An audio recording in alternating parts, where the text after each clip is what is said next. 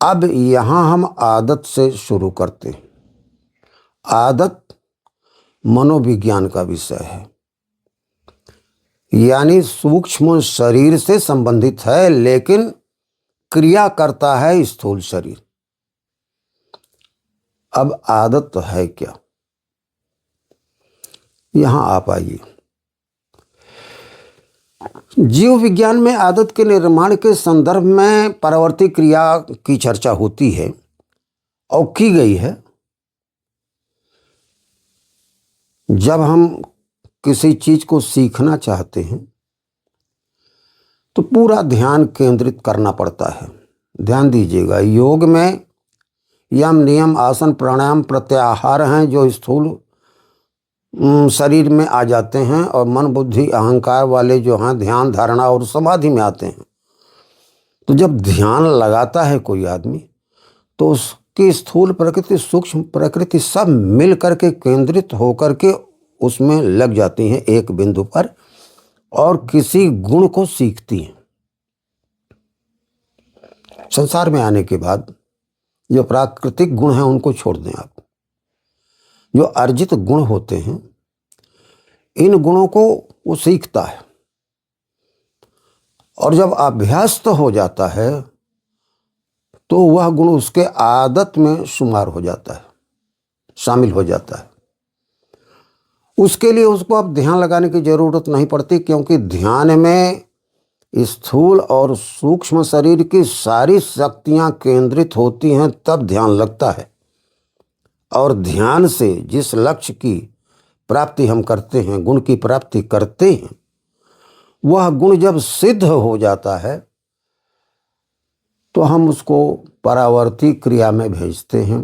परावर्ती क्रिया का मतलब एक क्रिया जो अभ्यस्त हो गई है उसका आप से आप जीवन में होना परावर्ती क्रिया कहलाता है। जीव विज्ञान में इसको रिफ्लेक्स एक्शन कहा जाता है। मस्तिष्क जो सूक्ष्म प्रकृति का आगार है, उसका एक खंड सुषुम्ना है। अभ्यस्त जितनी भी क्रियाएं होती हैं सब सुषुम्ना से संचालित होती हैं। इसका एक उदाहरण हम बराबर दिया करते हैं आपसे। जैसे कोई आदमी साइकिल चलाना नहीं जानता और वह साइकिल चलाने की कोशिश करता है, सीखना चाहता है। साइकिल चलाने में वह पूरा ध्यान लगाता है। ध्यान में स्थूल विज्ञान का शरीर, स्थूल वाला और सूक्ष्म वाला सब अपनी ताकत लगाते हैं, केंद्रित करते हैं उस गुण को सीखने के लिए। सीखते समय वो गिरता है, उठता है, चोट लगती है, कभी हैंडल पर कभी कहीं ध्यान देता है। लेकिन जब वह सीख जाता है तो सीख जाने के बाद चलाने के लिए साइकिल ध्यान देने की आवश्यकता नहीं पड़ती, क्योंकि ध्यान में साधना करनी पड़ती है और साधना में ऊर्जा नष्ट होती है, परिश्रम करना पड़ता हुआ ज्यादा, सबसे ज्यादा करना पड़ता है। इसलिए अगर दिमाग हर समय, शरीर हर समय उतनी ही ऊर्जा नष्ट करे एक ही गुण के सीखने में या कायम रखने में, तो जीवन मुश्किल हो जाएगा। इसलिए वो सुषुम्ना को सौंप दिया जाता है। वह भी दिमाग का ही एक अंश है। ऑटोमेटिक वो क्रिया होती रहती है। साइकिल आप चलाते हैं, बात भी करते रहते हैं, ध्यान की अब कोई ज़रूरत नहीं पड़ती। सारे अंग आप से आप वो कार्य करते रहते हैं। ये परावर्ती क्रिया कहलाती है। आदत परावर्ती क्रिया का ही रूप है। यहाँ हम मूल विषय पर लाने के लिए इतनी बात आपको बताए। अब आदत जब आपने धारण कर लिया किसी गुण का, हारमोनियम बजाते हैं आप, तो बजाने वाला आदमी ऑटोमेटिकली जब सीख गया है, आदत में आ गया है, तो एक हाथ से भाती चलाता है, दूसरे हाथ से पत्तियां दबाता है। पत्तियों के नीचे जो सुराख होते हैं, उन सुराखों से नाना प्रकार के स्वर आते हैं। उन स्वरों को हम लोगों ने 7 भागों में बांधा है, सारे गमा प ध नि सा। वैसे वो सुर तो अनेक प्रकार के होते हैं, नाद विज्ञान में कहा गया है, अब उसको भी हम छोड़ते हैं। लेकिन ये जो हारमोनियम बजाने वाली क्रिया है, गुण है, हमारे आदत में आ गया और हम हारमोनियम लेकर के मस्ती के साथ बजाते गाते रहते हैं। अब हमें यह ध्यान नहीं रहता कि भाती चल रही है कि नहीं, पत्ती दब रही है कि नहीं, वो तो ऑटोमेटिकली होता रहता है। ये आदत में आता है, इसको परावर्ती क्रिया कहते हैं विज्ञान की भाषा में, रिफ्लेक्स एक्शन कहा जाता है। आदत आ गई। जीवन में जितने भी गुण व्यक्ति के पास हैं, हुनर, सब आदत में आ जाते हैं। अब इनको हम अच्छी आदत भी कह सकते हैं और बुरी आदत भी कह सकते हैं। अगर अच्छी आदतें आ गई हैं तो हमारे शक्ति की बचत हो जाती है। पाश्चात्य दार्शनिक इमर्सन ने इस बात को बड़े अच्छे ढंग से कहा था और सार संक्षेप उन्होंने यही बताया था कि अच्छी आदतों से शक्ति की बचत होती है। शक्ति कहाँ खर्च होती है? जब हम नया गुण सीखते हैं, अभी हमने आपसे बताया, तो स्थूल शरीर और सूक्ष्म शरीर दोनों की सब ताकतें उसे सीखने में लगती हैं, तब ध्यान का जन्म होता है। और ध्यान जब केंद्रित करते हैं धारणा पर, तो गंतव्य की प्राप्ति होती है और जिस गुण को हम प्राप्त करते हैं उसको अभ्यास में जब ला देते हैं तो आदत बनती है। तो यहाँ आदत अच्छी भी हो सकती है, बुरी भी हो सकती है। संसार में व्यक्तियों की दोनों आदतें आप आंख के सामने देख रहे हैं। कुछ लोग बड़े गुणवान हैं, कुछ संगीतज्ञ हैं, कोई साहित्यकार है, कोई रचनाकार है, कोई मूर्तिकार है, कोई शिल्पकार है, कोई वनस्पति वैज्ञानिक है, कोई भौतिक वैज्ञानिक है, कोई और बढ़ई है। हुनर अनगिनत है। सारे हुनर आदत में आ गए हैं, इसलिए बढ़ई काम करता रहता है, लेकिन ध्यान लगाने की, ऊर्जा खर्च करने की जरूरत ज़्यादा नहीं पड़ती, स्वाभाविक होता है। स्वभावतः जब ये क्रिया संपन्न होने लगती है तो उसमें सद्गुण है, हमको सुख देते हैं, दुर्गुण है, हमको दुख देते हैं। आदत हमने अच्छी भी बना लिया, बुरी भी बना लिया, अच्छी बना लिया, उसका लाभ मिला। अब बिना शक्ति खर्च किए या कम खर्च शक्ति लगाकर हम उस गुण का लाभ उठाते रहते हैं। इसीलिए इमर्सन कहते हैं अच्छी आदतों से शक्ति की बचत होती है, क्योंकि ध्यान लगाना नहीं पड़ता और ध्यान के बाद वो सूक्ष्म शक्तियां या स्थूल शक्तियां कोई खर्च करने की जरूरत नहीं पड़ती या कम की जाती है, बहुत कम। इससे आदमी एक जीवन में अनेक जीवनों के कार्य कर लेता है, जिसे अच्छे गुणों की सिद्धि हासिल हो गई है। उसके लिए कहा जाता है कि महापुरुष लोग एक ही शरीर में 5-5 या कई शरीरों का काम कर लेते हैं। बहुत सारे महापुरुष हुए हैं जिनको जीवन आयु के रूप में बहुत कम मिला है, लेकिन इतना बड़ा कार्य कर दिया है जिसको सामान्य तौर से आदमी बहुत सारे जन्म लेकर के भी कर ही नहीं कर सकता, कर ही नहीं सकता, ऐसे कहिए। ये अच्छे गुणों की आदत शुमार हो जाने की वजह से संभव हुआ, जो परावर्ती क्रिया के माध्यम से बहुत कम समय में स्वभावतः वो लोग करके ढेर सारा कार्य कर देते हैं। और रास्ता उन्होंने ही बनाया है। जितने वैज्ञानिक हुए हैं, ऋषि हुए हैं, तपस्वी, साधक, आचार शास्त्र के हुए, साहित्य शास्त्र के हुए, सब लोगों में ये गुण पाया जाता है और रहता है, जिसको हम अच्छी आदत कहते हैं। इसलिए कहा गया है कि अच्छी आदतों से शक्ति की बचत होती है। ये बात इमर्सन ने कहा था, बात बिल्कुल सही है। लेकिन दूसरी ओर बुरी आदतें भी हैं।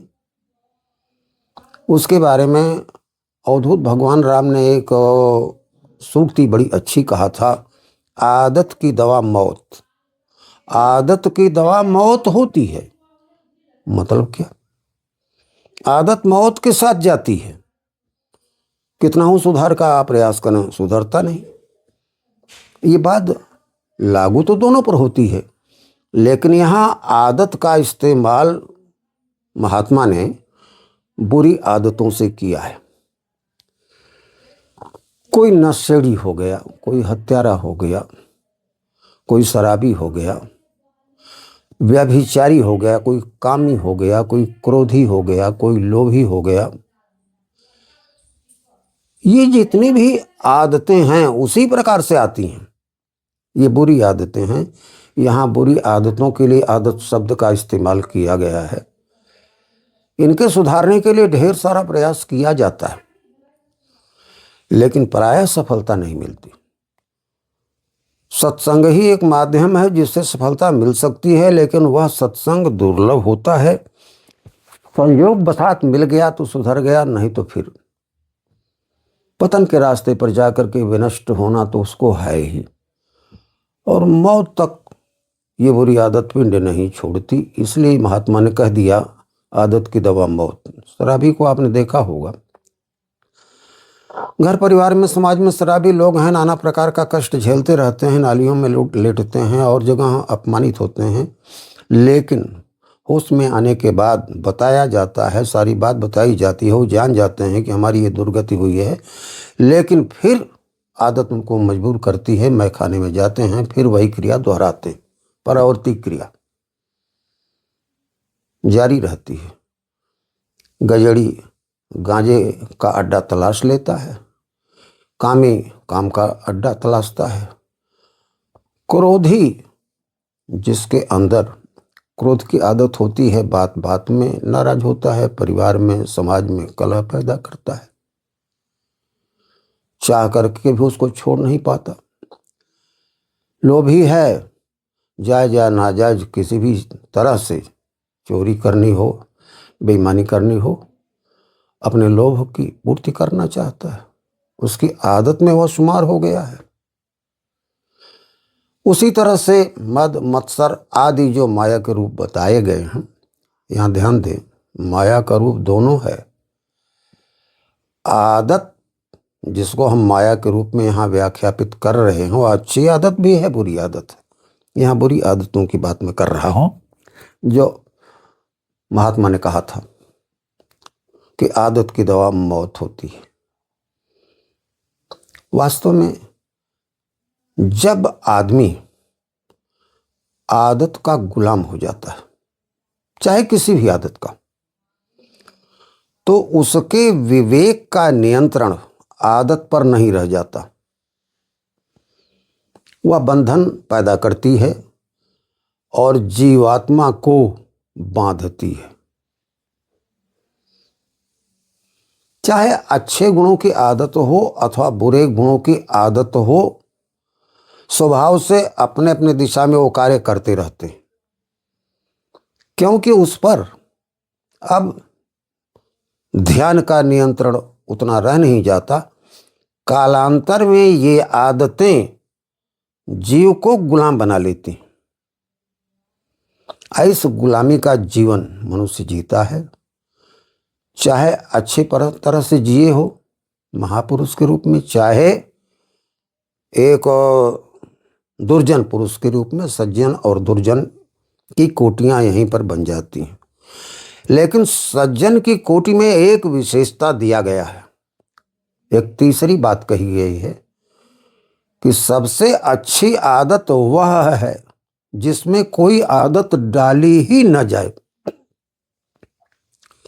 सबसे अच्छी आदत कि कोई आदत आप न डालें, चाहे अच्छी हो या बुरी हो। इसका अर्थ यह नहीं कि हम गुणों की साधना न करें, और गुणों की साधना तो आपको करना भी है।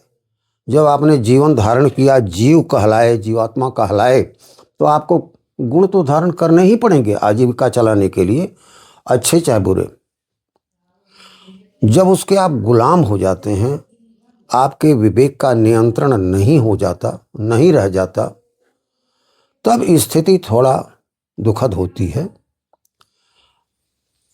उन गुणों में ये जीवात्मा जीव बंधता है और उसी बंधन से छुटकारा पाने के लिए मोक्ष, निर्वाण, कैवल्य, मुक्ति आदि शब्द आए हैं कि कैसे इनसे ये मुक्त हो। अच्छे गुणों को धारण करना बड़ी अच्छी चीज है, अगर नहीं होता तो संसार में क्रियाएं नहीं आती, और दुर्गुण से विनाश होता है, वो भी क्रिया दोनों आप साथ साथ देते हैं। संसार में दोनों क्रिया चलती रहती है।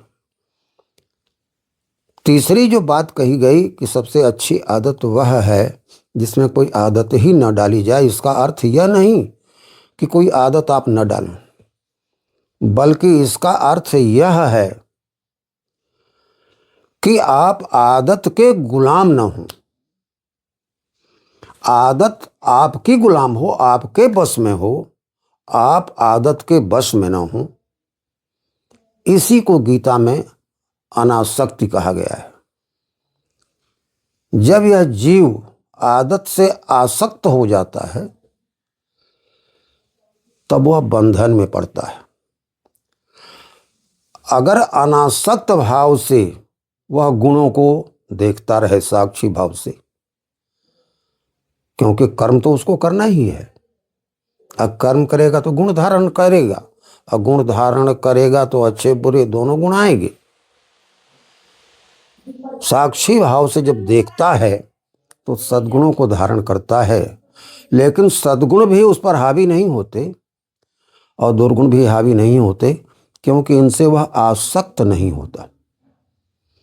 उस समय किया हुआ जो कर्म है निष्काम कर्म योग कहलाता है, और निष्काम कर्म योग में मर्यादा का विशेष ख्याल होता है। मर्यादा का निर्धारण विवेक से होता है, और विवेक जो मर्यादा निर्धारित करती है उसके अंतर्गत जो गुण आते हैं वो सद्गुण कहलाते हैं। मर्यादा छोड़ देने के बाद दुर्गुण बन जाते हैं।